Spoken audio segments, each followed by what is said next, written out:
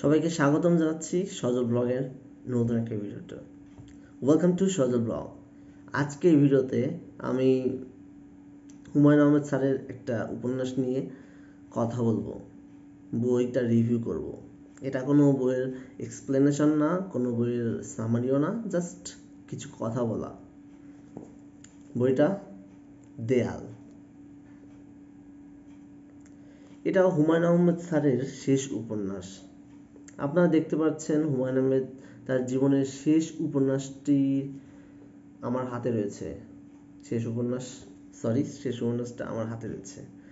যদি আপনি এই বইটা পড়েন, যদি আপনি এই বইটা পড়তে পারেন, পড়ার সুযোগ হয়ে থাকে, তাহলে আপনি আমাদের দেশ বাংলাদেশের সাথে কিছু ঘটনার পরিচয় আপনি হয়তো পেতে পারেন, এবং আমি সেগুলো মেনশন করছি না, করলে কিছু সমস্যা হতে পারে, জাস্ট লাইক। এবং আরেকটা ঘটনা, বাংলাদেশের ঘটনার সাপেক্ষে একটা ঘটনার চরিত্রকে কাল্পনিক রেখে সেখানে তৈরি করা হয়েছে, এবং কিছু ক্যারেক্টার আছে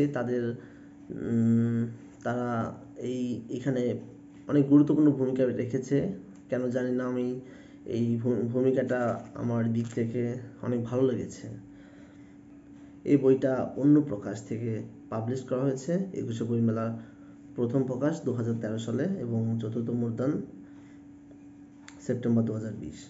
তো এই বইটা আমার দিক থেকে আপনাকে পড়ার অনুরোধ রইল। বাই দ্য ওয়ে, এখানে আমার ফার্স্ট ভিডিও। যদি আপনার কাছে কোনো কথা ভালো লেগে থাকে বা কোনো কথা মনে হয় যে আমার ভাষার সঠিক উচ্চারণটা হয়নি, তবে ক্ষমা সুন্দর দৃষ্টিতে দেখবেন, এবং আশা করি আমার পরবর্তী রিভিউর জন্য আপনারা কিছু কথা লিখে যাবেন।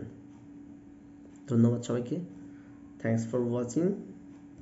এই তো শেষ উপন্যাসটা আপনাকে আমার পড়ার অনুরোধ রইল।